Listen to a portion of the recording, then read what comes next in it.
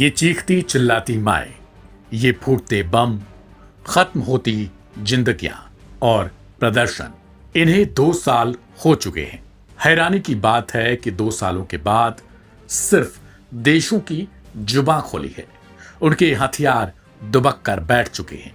न यूएन कुछ कर पाया और न ही तथाकथित वो इस्लामिक मुल्क जो सिर्फ बयानबाजी तक सीमित रह गए। गैर देशों की बात करना ही बेकार है। कुछ यही लफ्ज हैं हमास समर्थकों की। इसराइल और गाजा के बीच जंग को अब 21 महीने बीत चुके हैं। इन महीनों में हजारों जिंदगियां खत्म हो चुकी हैं। बमबारी, तबाही और चीखों के बीच अब विरोध की आवाजें खुद इसराइल के भीतर से उठने लगी हैं। शनिवार को तेल अवीव की सड़कों पर सैकड़ों लोग इकट्ठा हुए, हाथों में जलती मोमबत्तियां, पोस्टरों पर मासूम चेहरों की तस्वीरें। ये तस्वीरें थी गाजा में मारे गए उन हजारों बच्चों की जिनका इस युद्ध से कोई लेना देना नहीं था। इसराइल से आने वाली कुछ रिपोर्ट्स बताती हैं कि इसराइल के 4 में से 3 लोग अब शांति के पक्ष में हैं। वे चाहते हैं संघर्ष विराम हो।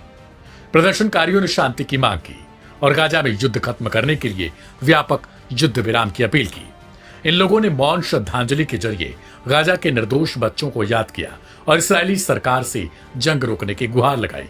लेकिन एक दूसरा पक्ष भी सड़कों पर मौजूद था, वो लोग जो अभी भी गाजा में बंद इसराइली बंधकों की रिहाई की मांग कर रहे हैं। World-class faculty, cutting-edge labs and immersive learning. A vibrant campus life beyond the classroom. SGT University, nurturing future leaders. महीनों से ये लोग युद्ध विराम की मांग कर रहे हैं, लेकिन बच्चों के समर्थन में इस तरह का प्रदर्शन पहली बार देखने को मिला है।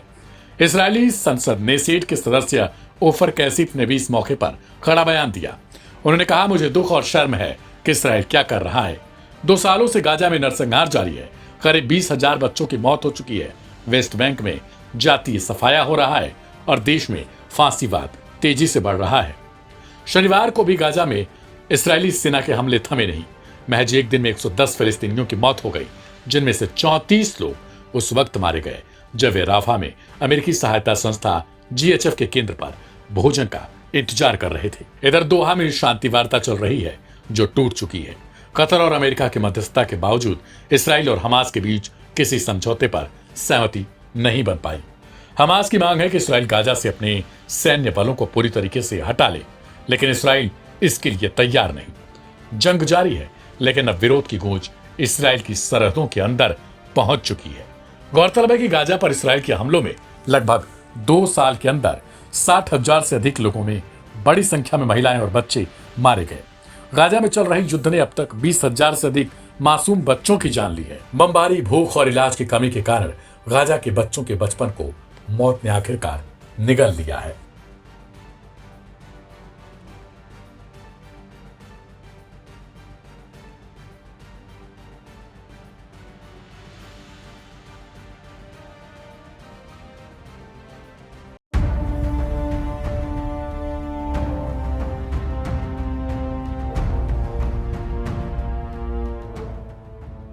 पश्चिमी एशिया में एक नया और खतरनाक तनाव तेजी से उभर रहा है।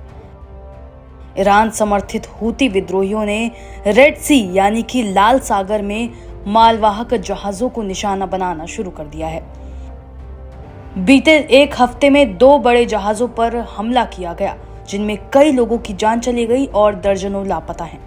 इन हमलों के बाद हालात इतने खराब हो चुके हैं कि जहाजों पर सवार क्रू मेंबर्स अपनी धार्मिक पहचान बताकर जान बचाने की कोशिश कर रहे हैं। इन हमलों पर हूती विद्रोहियों के नेता अब्दुल मलिक अल हूती ने भी अब बयान दिया है। उन्होंने चेतावनी देते हुए कहा है कि अगर कोई जहाज या कंपनी इजराइल से जुड़ा सामान ढोती पाई गई तो उसे समुद्र में डुबा दिया जाएगा। हूती नेता की इस धमकी के बाद अब जहाज अपने ट्रैकिंग सिस्टम में खुलेआम ये दिखाने लगे हैं कि उनमें मुस्लिम क्रू है और उनका इजराइल से कोई लेना देना नहीं है। कई जहाजों की प्रोफाइल पर all Muslim crew on board और नो इजरायली एफिलिएशन जैसे संदेश भी देखे जा रहे हैं। 6 जुलाई को बड़ा हमला हुआ जब लाइबेरियाई झंडे वाले मालवाहक जहाज मैजिक सीज पर हूती ड्रोन और ग्रेनेड से हमला किया गया। ये जहाज ग्रीस की एक कंपनी चला रही थी। हमले के बाद 22 क्रू मेंबर्स को बचा लिया गया, लेकिन जहाज डुबो दिया गया। Aim right, achieve big. At KR Mangalam University, we provide you the platform to turn your dreams into reality. At KR Mangalam University. इसके 3 दिन बाद 9 जुलाई को इटर्निटी सी नाम के जहाज पर फिर से अटैक हुआ। इसमें 10 लोगों को सुरक्षित निकाला जा सका, लेकिन 4 की मौत हुई और 11 अभी भी लापता बताए जा रहे हैं। इन हमलों ने रेड सी को पूरी दुनिया के सामने एक हाई रिस्क जोन के रूप में ला खड़ा किया है। इस बीच मरीन ट्रैकिंग डेटा में ये साफ देखा गया है कि अब जहाजों के प्रोफाइल पर सीधे सीधे लिखा जा रहा है, हम मुस्लिम क्रू हैं या हमारा इजराइल से कोई नाता नहीं है, ताकि हूती लड़ाके उन्हें सुरक्षित गुजरने दें। ये साफ जाहिर है कि मौजूदा खतरा इतना बढ़ चुका है कि लोग अपनी धार्मिक या राष्ट्रीय पहचान का इस्तेमाल कर रहे हैं, सिर्फ जिंदा बचने के लिए।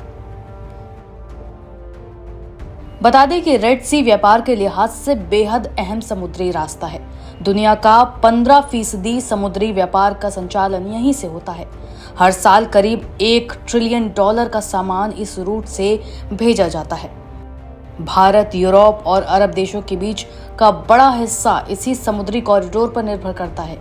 यदि ये रास्ता बाधित होता है तो जहाजों को अफ्रीका के दक्षिण छोर से यानी कि केप ऑफ गुड होप से होकर घूमना होगा।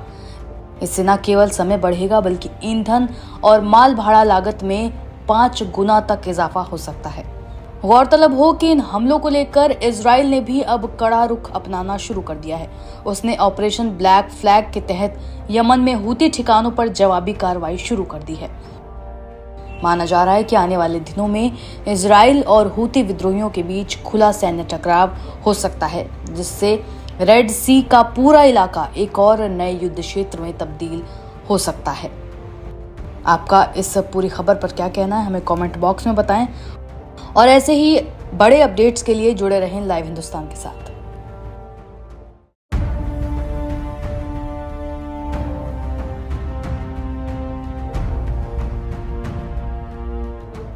इजराइल के साथ 12 दिनों तक चले संघर्ष के कुछ ही दिन बाद ईरान ने देश में रह रहे अवैध अफगान नागरिकों पर बड़ी कार्रवाई की है।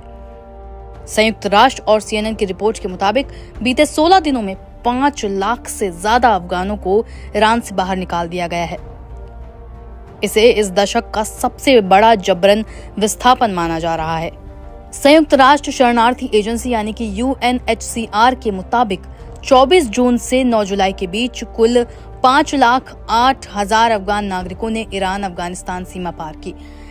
इसमें से सिर्फ एक दिन में 51,000 लोगों को देश से बाहर निकाल दिया गया, जो अब तक का सबसे बड़ा आंकड़ा है। ईरान ने 7 जुलाई तक का अल्टीमेटम दिया था कि बिना वैध कागजात वाले सभी अफगान नागरिक देश छोड़ दें। इसके बाद देश भर में प्रवासियों के खिलाफ कार्रवाई तेज कर दी गई।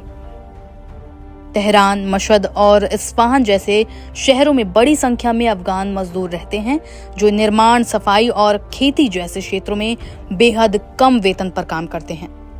माना जा रहा है कि ईरान लंबे समय से अवैध अफगान प्रवासियों को निकालना चाहता था, लेकिन इजराइल के साथ चल रहे सैन्य संघर्ष के चलते इस कदम को टाल दिया गया और अब जंग खत्म होने के बाद ये कार्रवाई तेज हो गई है।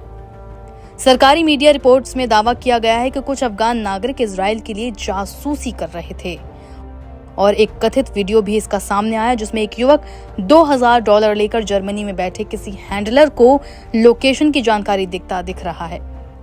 हालांकि इस वीडियो की निष्पक्ष पुष्टि नहीं हुई है और अब तक कोई ठोस सबूत भी सामने नहीं आए हैं। Aim right, achieve big. At KR Mangalam University, we provide you the platform to turn your dreams into reality. At KR Mangalam University. मानवाधिकार समूहों ने उठाए सवाल। इस घटनाक्रम को लेकर ईरान अंतर्राष्ट्रीय आलोचना के घेरे में है। मानवाधिकार संगठनों का कहना है कि सरकार जासूसी के आरोपों को बहाना बनाकर पहले से तैयार योजना पर अमल कर रही है। आलोचकों के मुताबिक ये कार्रवाई आंतरिक असंतोष को दबाने और जनता का ध्यान भटकाने की एक रणनीति भी हो सकती है। अफगान नागरिकों के हालात बेहद खराब। ईरान से निकाले गए हजारों अफगान नागरिकों को बिना किसी जांच या कानूनी प्रक्रिया के सीमा पार भेजा गया है। अफगानिस्तान में इस समय गर्मी का कहर है और कई इलाकों में तापमान 40 डिग्री सेल्सियस से ऊपर है। सीमावर्ती क्षेत्रों में बनाए गए अस्थायी कैंपों में पानी, दवा और शरण की भारी कमी है। UNHCR का अनुमान है कि इस साल के अंत तक करीब 30 लाख अफगानी शरणार्थी वापस लौट सकते हैं, जिनमें से ज्यादातर को ईरान और पाकिस्तान से निकाला गया है। जानकारों का मानना है कि इतनी बड़ी संख्या में बिना तैयारी के ये पलायन हो रहा है और अफगानिस्तान के लिए एक मानव संकट और गहरा सकता है।